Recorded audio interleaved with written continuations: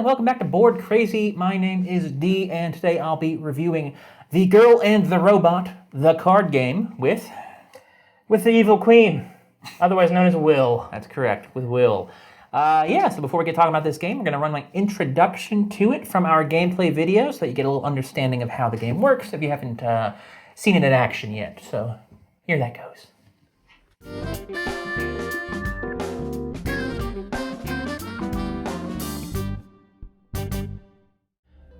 The Girl and the Robot is a game for 2 to 4 players, designed by Salim, Larochelle, and published by Flying Carpets Games. This is a card game adaptation of the independent video game of the same name, about a young princess and her robot companion who are trying to escape the clutches of an evil queen and her own robot knights. The player count determines which characters will be in use in any given game. In a 2-player game like we'll be having today, only the girl and the evil queen are used. Regardless, once players have received their characters, they set their character cards to either the alone or team sides, depending on if their ally is in play or not. Aside from their character card, each player starts the game with one basic sword weapon card in play next to their character.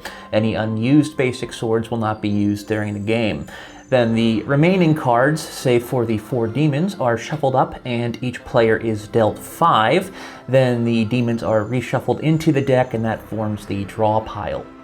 Play proceeds with players taking turns in either clockwise or counterclockwise order, as determined by the player controlling the girl at the start of the game. On a player's turn, they may play as many cards from their hand as they'd like, and when they are finished, they simply draw 1 card from the draw pile. There are 3 types of cards that a player might have in their hand. Action cards, which have some sort of immediate effect.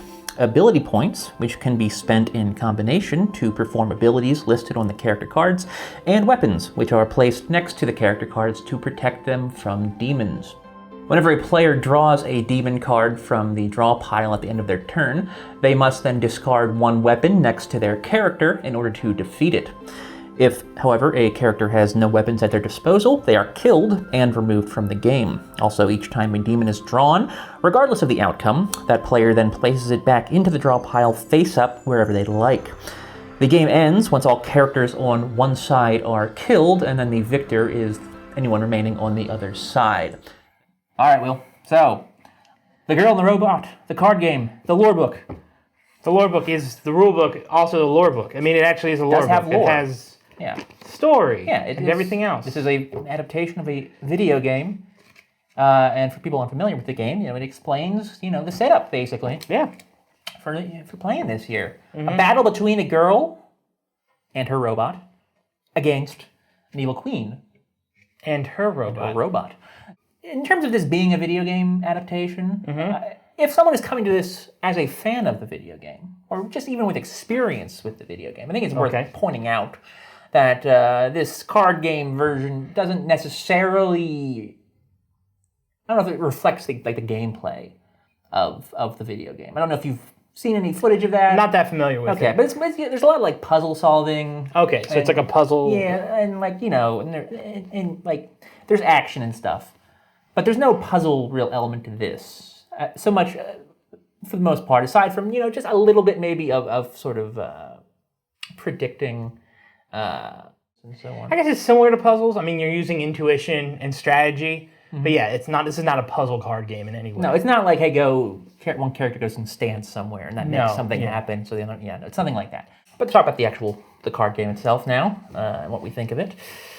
We've played a number of games like this at this point, kind of card elimination games. Yes. I'm not going to list them all, but if you've watched the channel for any number of time.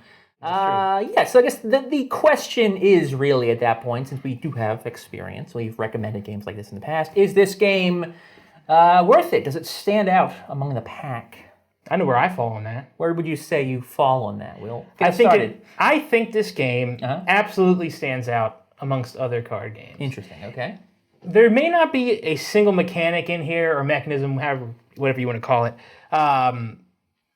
that stands out in the sense that whoa, that's completely original. I've never seen anything like that in another game. I'm not saying that this game is groundbreaking in any ways. No, it's not really novel. However, it does a good job of drawing on other card games and doing just tweaking a few like normal mechanisms just a little bit to just offer up a really satisfying overall gameplay experience, in my opinion.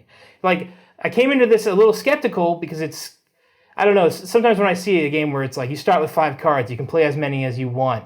Like, immediately I start getting in my head like, okay, well, if you can play that many cards, there must not be that much variety, because sometimes you don't want to, if you can play like 5 action cards right away, you can just like hammer your opponent. Yeah. Theoretically. This game doesn't allow for that because of the way the actions are so thoughtfully written in what they do that you will want to hold on to them. And then it's just like little things like that immediately struck me when I started playing. I'm like, oh, that's a little different. You're not like attacking your opponents directly in this game. The bad guys are actually other cards in the deck that just you can draw. So usually the actions you can take are more about shuffling cards around, skipping turns, drawing extra cards, or making someone draw extra cards or something like that. It's less direct. It's more kind of. It's like Russian roulette. Kind of, yeah. In a sense that that's kind of what they list, I think. Yeah, and that makes sense because at any moment you could draw, a face-down card, flip it. It's a demon. The demons are what attack you because, again, you're not really attacking your opponent. And when a demon attacks you, if you can't defend yourself against it, you're out. Yeah. So you're trying to keep spinning the chamber. The cylinder. Cylinder, yeah.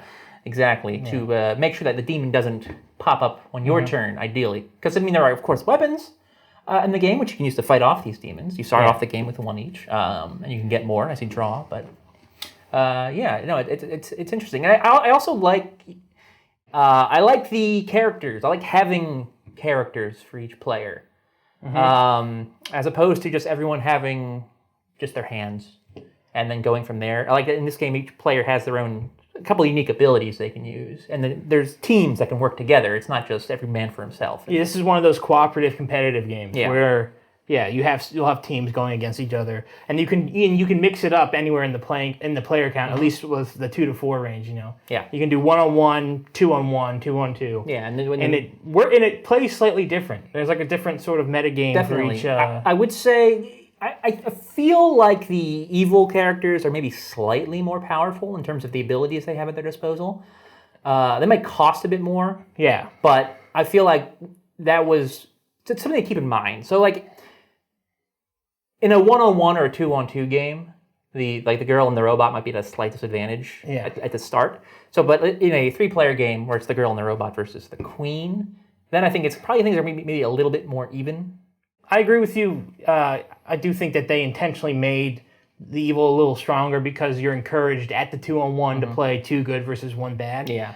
However, what you said earlier is important in that, like, if the evil characters aren't drawing ability points and there's no guarantee that they will be, it does sort of negate their powers because their powers are more expensive than the good guys. So they can be, yeah. I'm just saying that there was an effort by the designer to make sure that was accounted for.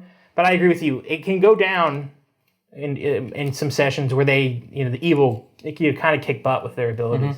They can be pretty hardcore sometimes. Too, yeah, but I like the inclusion of the teams in this. I think it's a nice, having the option there, I think is nice. And I think the ability to cooperate with someone. I think there are instances where that can be done kind of cleverly with the way that the girl can sort of determine the order of play, whether it be clockwise or counterclockwise. Yeah.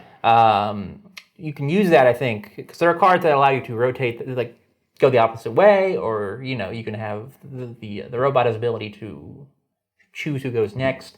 So I think they do some interesting things with the way that the teams sort of can collaborate. I guess we should point out that, well, on camera we only played with 2 players. We have off camera gone back and done other player counts just to, for this review. Yeah, we wanted to be, as thorough as possible to, because it does, and then that's good that we did that because it does sort of play different. We already said this, but it does play different at each player count. Definitely. Which adds to replayability in a sense because it's like, you can mix that up and it's sort of different, like I said, different experiences. Yeah. I think there's a good variety of cards, honestly. There's some, there are like doubles for most of them, if not further multiples, but I was kind of surprised. Yeah, at least among the action cards, there are a good amount of them. Yeah. And the more you play it, the more you sort of I guess you could say you're less surprised to see them come out because you know them now, and the joy of discovery does go away. But because the way that they can be mixed and matched in such a tactical way, especially in the second half of the game, because of that, it doesn't lose as much replayability as other card games do, where you're like, oh, this card, great, and you just play it. Yeah, the strategy is always present. Yeah, and they all exactly. They always seem to have. There's at least instances where they're all useful. Yeah, more some than others, maybe, but I think that works pretty well. Because if anything, if I do have a criticism of this game, is that it can feel a little bit long at times for the type of game it is and the weight of game, and the amount of cards too, because there aren't that many cards, and yet, I think that. I agree with you. It could be. I think it's both a criticism and a compliment, in the sense that a lot of games that are similar to this move faster. I think because you're thinking less. There's not as much like mixing and matching of action cards to come up with like this perfect order because you're always in this game trying to it's almost like you're trying to grab your opponent and put them in front of you as the bullet's coming in. You know what I mean? Yeah. And so there's that constant shuffling in line, and that does slow things down. But at least the game is engaging me mentally instead of it just being slow because there are just so many cards. You know what I mean? And you just keep throwing cards. Definitely. But it's worth pointing out, I think, to know coming into this game that I would say a normal session takes at least half an hour. Yeah, 20, 30 minutes. Yeah. Which is more than you would usually see in a game of this type. Yeah. So if you're looking at this as like a filler game, which it more or less is, just keep that in mind. Well, just like I pointed out sort of the pros and cons of that and how I think there's both for the game length, I think there's also pros and cons for the end game of this game. It does sort of devolve into draw the demon, figure out a clever way to defeat it, and then put it back in the next spot for where your opponent's going to draw it. And it just sort of is a rotation of that. Now, that's a con because the end games are sort of, in our experience, they always are sort of similar. They almost play out typically. Like, we've gotten pretty far into the decks in every session of ours. It doesn't, the games don't end early, and it does sort of become this shuffling of demons at the end where almost all of them are revealed. And so that's repetitive. That's not necessarily a great thing. But at the same time, it's always still exciting when your opponent thinks they have you, and you play like a shuffle the draw deck kind of card. Yeah. Or in some instances, we've had ones where it's like we're both down to like one character with no weapons, and the next draw will determine if it's a demon, that player loses, the other person wins, or conversely, if it's not, then the next player going is going to lose.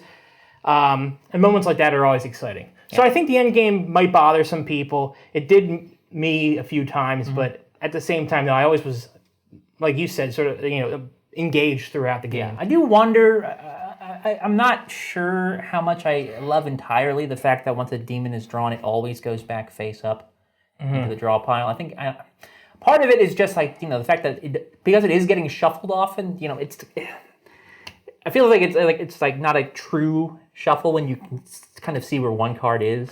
There has to be like an honor system. Yeah, like we did a lot of shuffling like under the table where we couldn't see it, and then trying our best to stack it real nice and neat so you can't see the edges of the cards. But I just don't know if it seems necessary. Like I understand why, I understand why in certain circumstances that might be the way you want to play, but I don't know if every time a demon is drawn, why it necessarily needs to be played face up. It's kind of different, the mechanic. I've seen it before, but the way they use it in this game, it is sort of intriguing, like putting the card back in face up. I guess it's because it's more menacing knowing it's coming. I guess. But you're right. I think it would be interesting to see how often players would forget if you put it in their face down. I feel like there ceases to be much mystery towards the end of the game. There aren't many times where you draw and it's actually a demon. Especially when you get to the point where it's like there's 4 demons in there and 4 other cards. Yeah. I feel like that might be a bit more exciting at times if that were to happen more. Yeah, it's not a major problem. No, it's something it struck me as not unusual. Perfect. It doesn't work maybe as well as it was intended to. Yeah, no. Art. Solid. I think it evokes really like the game pretty well. From what I've seen of the game, I like the game's artwork. I think it's it's not like a big AAA game, it's on a so budget. it's respectable. Yeah. I really like the lore. Yeah, the lore book is a nice thing. It shows off some of the art more, even though it's art that's on the cards. Still, like, and I think the art on the cards is really sharp. And I at least it's a game that has unique art for each action. And I like that, like, and I don't think we touched on this, but I like that the character cards have an alone side and that's true. a team side, and that there's different art on each side with different abilities. Yep. So not only do you get unique art for each side of the card, but you get unique actions that you get to use depending on player count and situation. So, shall we score it? I think we should point out that this is a limited edition. Oh, is it? Yeah, it says limited edition on the cover. So it is. I don't know if future printings of this game are going to be all the limited edition, or if this has unique artwork for that. But if you can get your hands on the limited edition, I recommend it. Either way, though, I think this game's always going to have pretty good artwork. Probably. Shall we score? Yes, the final thoughts and scoring. I think this is a pretty good game of this type, this type of card game. I agree that it does enough to set itself apart from other games. I don't know if I would say it's my favorite necessarily of the ones we've played. So it's not one of my favorite games ever, but I have enjoyed it when we've played it. I'm going to give it 3.5 stars out of 5. Yes. So he does a star rating. I do letter grades. We know it's different, but we're quirky. I don't like the word quirky, but that's what we are. I wouldn't use that. We're individuals. Yeah, there you go. Will. Yeah. Really good artwork. I was consistently engaged. I've used that word a lot, and it's a gratifying gameplay experience in my opinion. I really appreciate that at different player counts, you get different experiences because there are a limited amount of cards that normally would inhibit replayability. I think though, because the game plays different at different player counts, and you have that alone and team side on the character cards, you do get replayability. However, I would not recommend playing this game a ton in a row. Like if you played this, 10 times in a week, you might, lose the taste for it pretty quick. But if this is a game, like if you have a bunch of card games and you're looking for a new one to spice things up, you cannot go wrong here. It works as a couples game, and it also works as a 3 or 4 without issue. And I could see someday them adding cards to it. So I'm gonna give it a B+. All right, it's a good score. Yeah. Hey. It's never gonna. I'm not saying that it's as complex and as designed as like a board game would be of a similar score. But within the card game realm, and then comparing that to other tabletop games, I'd give this a B+. All right. Awesome. Yeah. Well, there you go, folks. That's our thoughts on The Girl and the Robot, the card game. Yeah. Please, thumbs up. Always appreciate those. Always good for the channel. Subscribe. Leave us a comment. Comment any thoughts you have. If you have any experience with this or the video game or anything, want to let us know, go ahead. So subscribe, hit the notification bell. Social media. Social media is down below, Facebook, Twitter, and Instagram. Thanks, Will. You're helping a lot. Hit the bell so you know when our next video drops, because we don't know when our next video is going to drop these days. It's hard to say. All right, that's going to do it. Until next time, thank you for watching once again. Bye. See ya.